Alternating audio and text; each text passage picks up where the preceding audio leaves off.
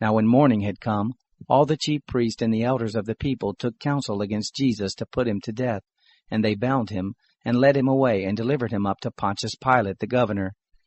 Then Judas, who betrayed him, when he saw that Jesus was condemned, felt remorse, and brought back the 30 pieces of silver to the chief priests and elders, saying, I have sinned in that I betrayed innocent blood. But they said, What is that to us? You see to it. He threw down the pieces of silver in the sanctuary and departed. He went away and hanged himself. The chief priests took the pieces of silver and said, It's not lawful to put them into the treasury, since it is the price of blood. They took counsel and bought the potter's field with them to bury strangers in. Therefore that field was called the field of blood to this day. Then that which was spoken through Jeremiah the prophet was fulfilled, saying, They took the 30 pieces of silver, the price of him upon whom a price had been set, whom some of the children of Israel priced, and they gave them for the potter's field, as the Lord commanded me. Now Jesus stood before the governor, and the governor asked him, saying, Are you the king of the Jews? Jesus said to him, So you say. When he was accused by the chief priests and elders, he answered nothing. Then Pilate said to him, Don't you hear how many things they testify against you? He gave him no answer, not even one word, so that the governor marveled greatly.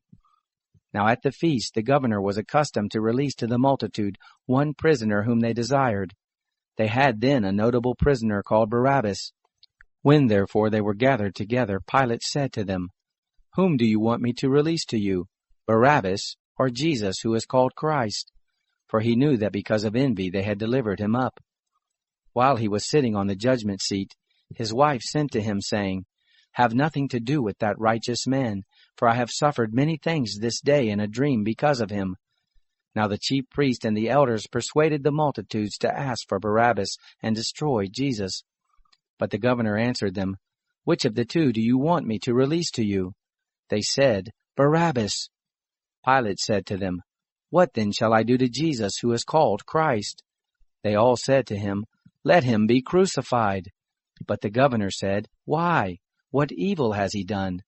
But they cried out exceedingly, saying, Let him be crucified.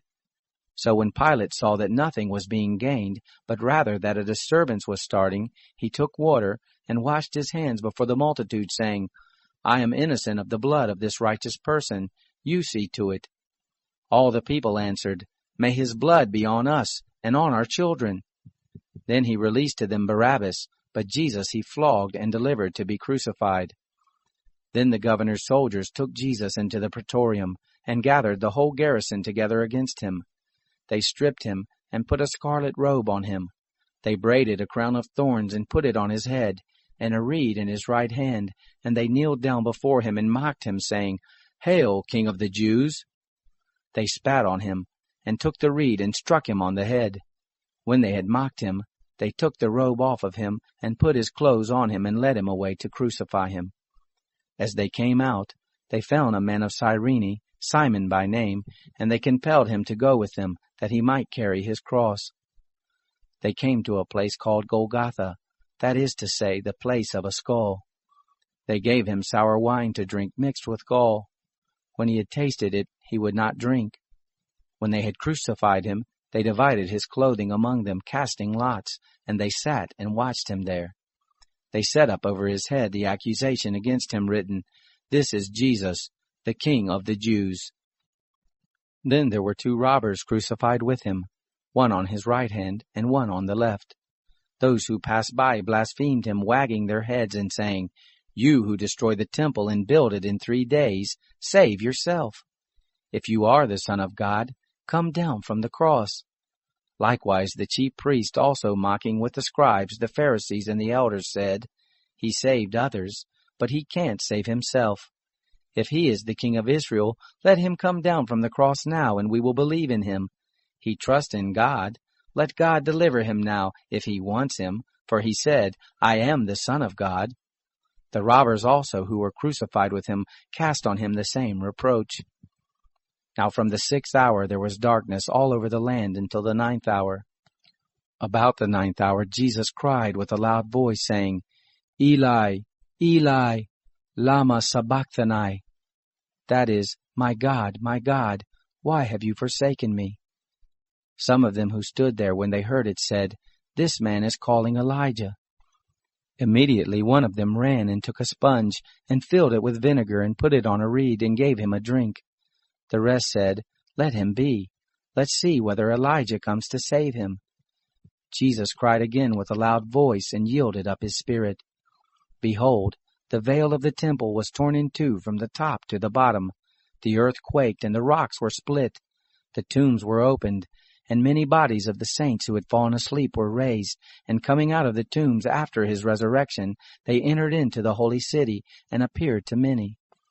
Now the centurion and those who were with him watching Jesus, when they saw the earthquake and the things that were done, feared exceedingly, saying, "Truly, this was the Son of God." Many women were there watching from afar, who had followed Jesus from Galilee, serving him. Among them were Mary Magdalene, Mary the mother of James and Joseph, and the mother of the sons of Zebedee. When evening had come, a rich man from Arimathea named Joseph, who himself was also Jesus' disciple, came. This man went to Pilate and asked for Jesus' body. Then Pilate commanded the body to be given up. Joseph took the body and wrapped it in a clean linen cloth, and laid it in his own new tomb, which he had hewn out in the rock, and he rolled a great stone to the door of the tomb and departed. Mary Magdalene was there, and the other Mary sitting opposite the tomb. Now on the next day, which was the day after the preparation day, the chief priests and the Pharisees were gathered together to Pilate, saying, "Sir, we remember what that deceiver said while he was still alive. After 3 days I will rise again. Command therefore that the tomb be made secure until the 3rd day, lest perhaps his disciples come at night and steal him away, and tell the people he is risen from the dead, and the last deception will be worse than the first." Pilate said to them, "You have a guard. Go, make it as secure as you can."